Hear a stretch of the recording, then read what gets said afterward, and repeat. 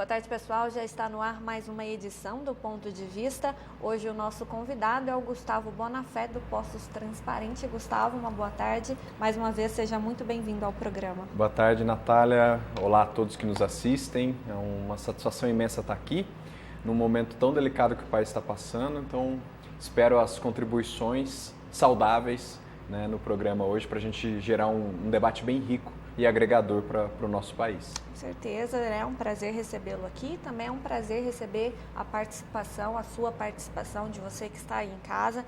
E a gente quer, mais uma vez, frisar isso que o Gustavo falou. Vamos tentar manter um discurso saudável, um bate-papo tranquilo. Vamos tentar não trazer palavras que não são muito bacanas, né? Os palavrões nas nossas participações. Claro que você tem o direito, né, de demonstrar a sua indignação, mas a gente pode demonstrar isso de outra forma. A gente pede isso até porque a gente está num programa e várias pessoas estão assistindo e às vezes até crianças, muitas vezes. E a gente tem que tomar esse certo cuidado com as palavras que a gente traz aqui no programa. Eu sei que no momento as pessoas estão muito revoltadas, muito chateadas e, é claro, com toda a razão, mas a gente tem que tomar esse certo cuidado. A gente também está numa emissora educativa, mesmo que não estivéssemos, a gente precisa sim tomar esse cuidado com a maneira com que a gente aborda esse assunto. Então, né, já deu para perceber que a gente vai falar dos últimos acontecimentos na política brasileira. Primeiro você vai acompanhar um vídeo sobre a justificativa da presidente Dilma Rousseff ter nomeado Lula como ministro da Casa Civil. A presidenta Dilma Rousseff confirmou que a principal delas é que o ex-presidente Luiz Inácio Lula da Silva vai assumir o cargo de ministro-chefe da Casa Civil da Presidência da República. Jacques Wagner, que está à frente da pasta, deixa a Casa Civil e vai ter a responsabilidade de assumir a chefia do gabinete pessoal da presidenta Dilma Rousseff. E o deputado mineiro do PMDB, Mauro Lopes, vai assumir como ministro da Secretaria de Aviação Civil. Nessa conversa com jornalistas aqui no Palácio Planalto, a presidenta Dilma Rousseff falou da importância da chegada do ex-presidente Lula ao governo. A vinda, né, do presidente Lula para o ministério é algo bastante importante e relevante, por dois motivos. O primeiro motivo é a inequívoca experiência política do ex-presidente Lula. Mas o segundo motivo, que eu também gostaria muito de destacar, uma vez que com ele trabalhei durante aproximadamente 6 anos, quase 6 anos, é o conhecimento do presidente Lula sobre o país, sobre as necessidades do país, o compromisso do presidente Lula com políticas estratégicas e com a visão estratégica que é necessário ter para que a gente tenha, né, o desenvolvimento no país continental como o nosso. A inequívoca experiência do presidente Lula em políticas em geral, de infraestrutura, política social, vai ser um grande ganho para o meu governo. Dilma Rousseff também reforçou o compromisso do ex-presidente Lula com a estabilidade econômica do país. O presidente Lula tem uma trajetória que eu reputo muito expressiva também pelo seu compromisso com a estabilidade fiscal e o controle da inflação. Compromisso esse que não é um compromisso meramente retórico, né? Ele se expressa numa situação muito significativa, que é a atuação ao longo dos 8 anos do governo dele. A presidenta Dilma Rousseff, nessa conversa com os jornalistas, também condenou as especulações em relação ao uso das reservas internacionais, aquelas que são administradas pelo Banco Central e hoje ultrapassam 370 bilhões de dólares, para outros fins que não sejam o fim primordial dessas reservas, que é fazer com que o país fique seguro em relação a flutuações do câmbio, principalmente o dólar no mercado externo e aqui no Brasil.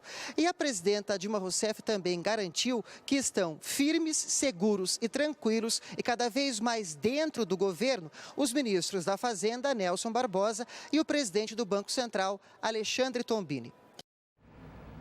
Agora sim, participe da nossa enquete, que hoje é bem simples. O que você achou aí, né, da nomeação do ex-presidente Lula como ministro da Casa Civil?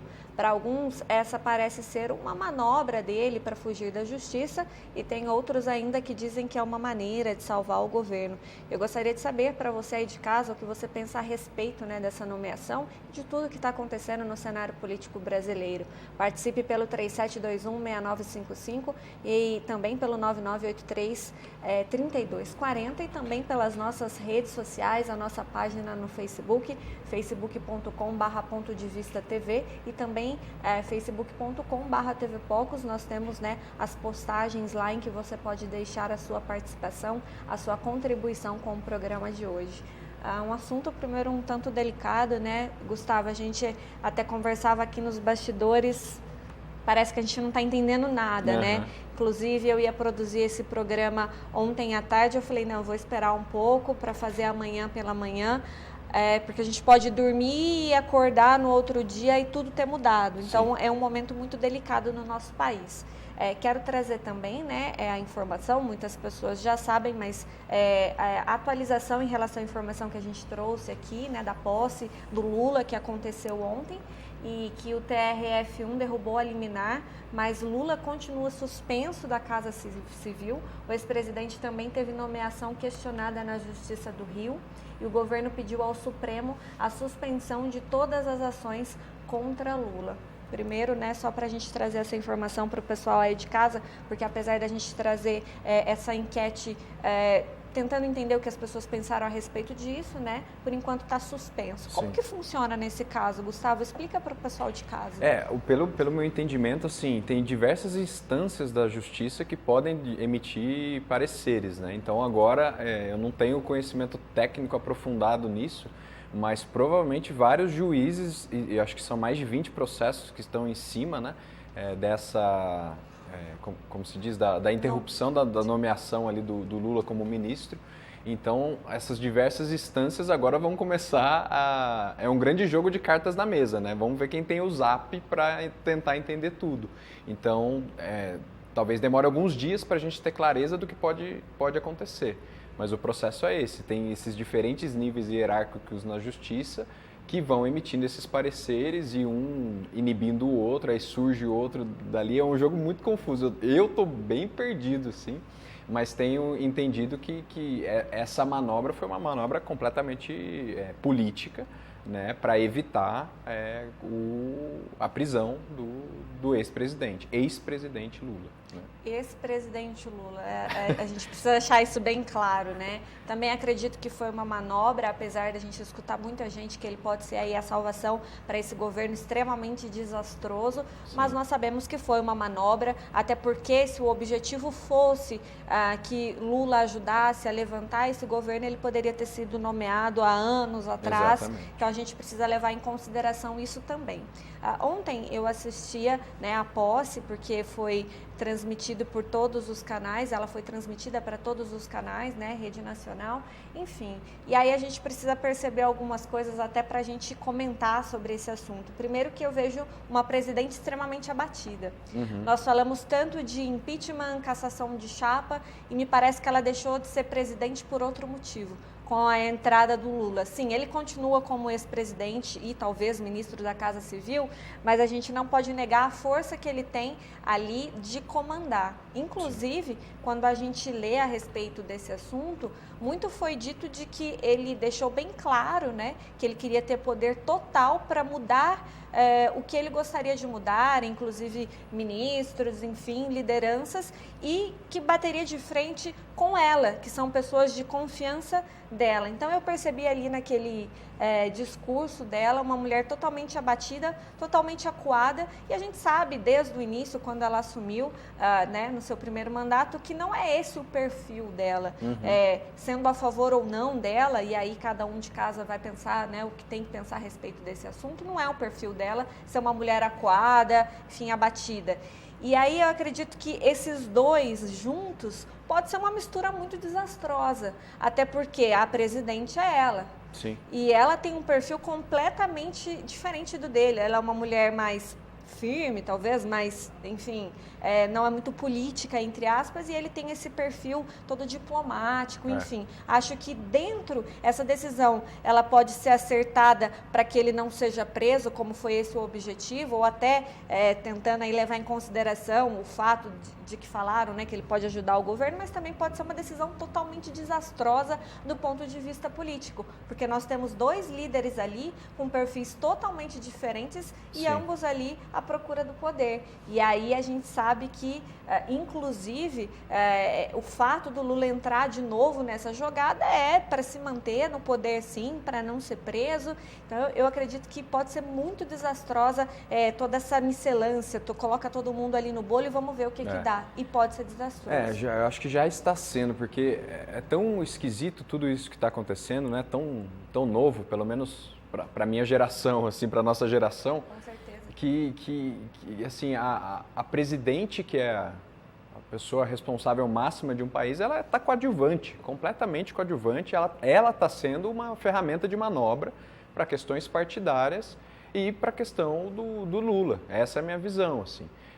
Respeito muito o que o Lula fez, principalmente no seu primeiro mandato, mas perdeu-se a mão, perdeu-se o controle. E agora a gente está indo para polaridades que estão tornando nebuloso a solução. A solução que a gente precisa, eu acredito que não esteja nem aqui, ela está aqui no meio. E a gente está perdendo o discernimento de olhar para esse meio aqui e encontrar as soluções. Então é um cenário muito complicado, muito triste, porque você vê, a gente cidadão aqui não tem muito o que fazer, né? Várias pessoas pedem para eu emitir opinião sobre fazer uma leitura atual do cenário político. Eu falei que fazer uma leitura atual do cenário político é como se eu tivesse com um picolé num sol de 40 graus, num estacionamento vazio a céu aberto e ficasse ali em pouquíssimos minutos o meu picolé ia derreter, o picolé já não ia ser mais picolé. É a mesma coisa de emitir uma opinião de leitura do cenário atual. Não dá para você emitir porque agora, nesse momento, pode estar acontecendo um monte de coisa que a nossa discussão aqui já está ultrapassada, né? Está uma coisa meio maluca. Então eu tenho muita cautela, mas a questão é completamente política, não tem nada... acho que a democracia está sendo usada como discurso, mas na prática, em todos os lados, ela está sendo só uma plataforma de fala. Na prática, ela está sendo pisoteada. Eu concordo com você em tudo que você disse. É impossível você emitir, né, uma opinião, falar, não, é exatamente isso que está acontecendo. E aí a gente está aqui no programa, as outras redes de emissora que são nacionais estão dando notícias completamente diferentes, enfim. Mas o que a gente quer discutir aqui é essa situação, né? A que ponto chegamos? Sim. A ponto da gente não conseguir entender. E você falou sobre, e agora a gente tem uma polarização, temos sim, vejo isso nitidamente, e é isso que não poderia acontecer nesse momento. É exatamente nesse momento que a gente precisa desse processo de união das pessoas e não dessa, né, fragmentação. Porque aí você tem um grupo para um lado, o outro para o outro, e eu sei que isso é muito utópico. Inclusive, conversava aqui nos bastidores hoje a respeito desse assunto. Eu sei que é um pensamento utópico você unir forças e que, basicamente, né, o poder e a política não deixa com que isso aconteça. Mas o objetivo deveria ser esse. Ou que, se as lideranças políticas não conseguem fazer isso, mas que nós, enquanto povo, possamos fazer, nos unir, independente de partido político ou de pensamento, mas uma união para um país melhor. E eu não vejo isso acontecer. Vejo, pelo contrário, as pessoas, mais uma vez, naquele cenário que nós vimos lá nas eleições, em outubro de 2014, as pessoas degladiando nas redes sociais e pouco pensando, né, no que eu posso fazer realmente. Será que o que a gente pode fazer de união para mudar essa solução, para mudar, né, essa situação e pensar numa solução? Algo que me deixa extremamente triste são as piadas. Eu entendo, é o perfil do brasileiro brincar e se divertir com todas essas situações. Sim. Mas o que a gente não percebe é que esse assunto é muito sério. Parece que as pessoas estão brincando e não poderia ser. Eu sei que tudo bem, eu não quero ser a chata de que diga não faça piadas. Eu também brinco com a situação, mas apesar de brincar, de ter toda essa criatividade para criar milhares de piadas a respeito desse assunto, por que a gente não usa a nossa inteligência para outros fins, para analisar essa situação, para tentar procurar algum caminho, algum meio para se unir, enfim, isso me deixa chateada. Os brasileiros não estão levando isso a sério. Sim. Claro, não são todos. Muitas pessoas levam isso a sério, muitas pessoas têm um pensamento bacana, mas outras estão brincando e isso não é brincadeira. Quando você fala em união, e eu concordo completamente que a gente tem que ir para um caminho desse, mas não é uma união assim de eu passar a ter a ideologia ou o ponto de vista do outro. Sim. Mas, né, o mínimo eu tenho que ter respeito, eu tenho que ter tolerância, eu tenho que ter abertura para o diálogo, para entender aquele ponto de vista. E quando a gente fala de polarização, o que você enxerga? Você vê generalização, né? Então todos os manifestantes que estavam no domingo lutando pelos seus direitos são contra um monte de coisas, são fascistas, são golpistas e tudo mais. Isso é uma opinião ignorante. Todo eleitor do PT é um petralha, bandido, corrupto e tudo mais. Generalização, toda generalização é ignorância disfarçada de opinião. Então você começa a ver esse cenário e assim, a maior que a crise política que a gente está vivendo é a crise humana. Eu sempre bato nessa tecla. E aí basta você abrir o seu Facebook e ver ali. As pessoas não têm mais capacidade de, primeiro, pensar por si só. É um tal de compartilhar texto que me representa e tal. E é legal compartilhar, mas desde que você reflita, tenha o seu próprio discernimento, né? E aí você vê pessoas fazendo vídeos, postagens para criticar o desrespeito do outro que não aceita o meu ponto de vista, mas como? Desrespeitando o outro. Então, assim, eu lido com desrespeito utilizando a violência. Eu lido com o ponto de vista diferente do meu utilizando a intolerância. E aí a gente, no fim das contas, a gente vai trocar 6 por meia dúzia. Né? A transformação que a gente precisa não vai vir se a gente continuar assim. Então, eu sempre falo, essa discussão, eu tenho as cartas para poder jogar. Opinar sobre o cenário político atual.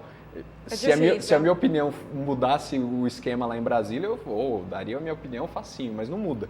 Quem tem as cartas na manga são outras pessoas, né? E está confuso saber quem. Daqui a pouco a gente vai saber. Aquela questão, né, aquela máxima de gentileza gera gentileza, parece que, né, decidiram que isso não existe mais, né? Na verdade, o que virou a intolerância gera intolerância.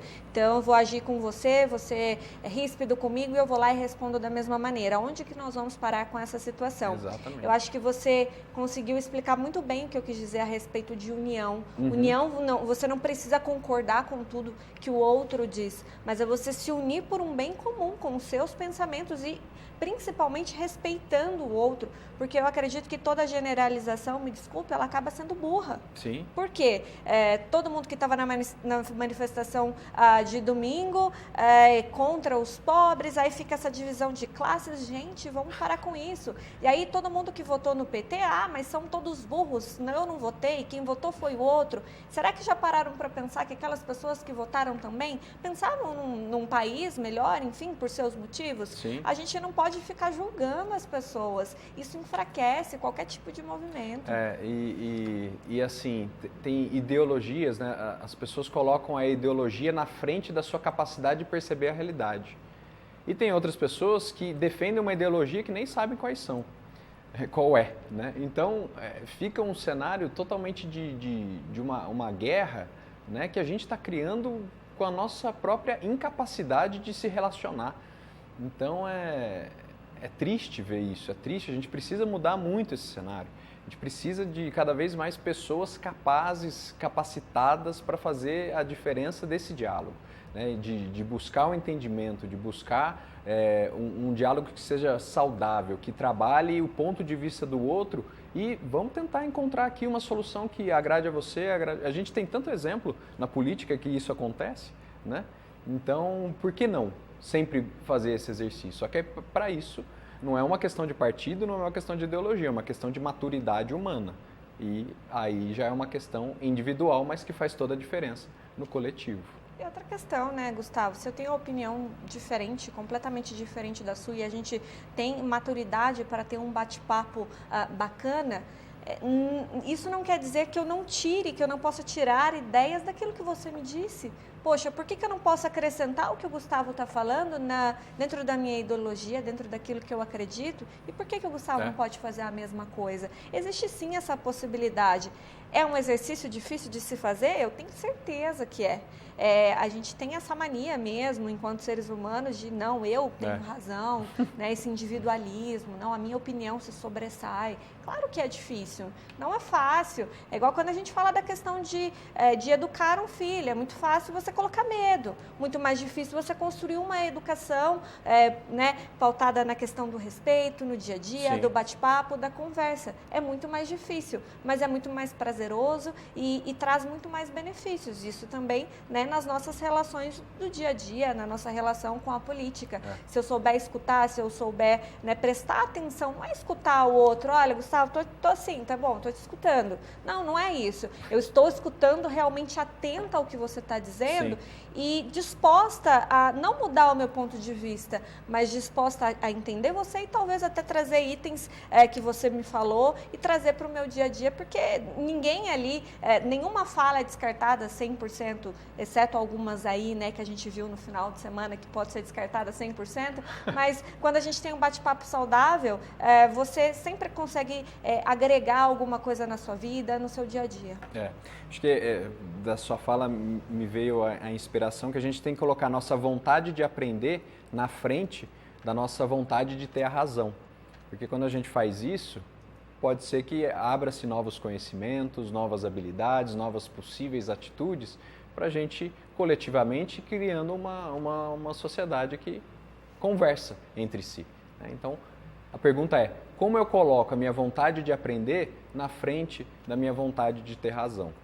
E aí, né, essa questão é uma questão difícil, você ter que trabalhar isso com você mesmo. A gente quer ter razão, a gente quer sair à frente, nossa, eu sou a pessoa da opinião na internet, porque a gente vê isso muito, né?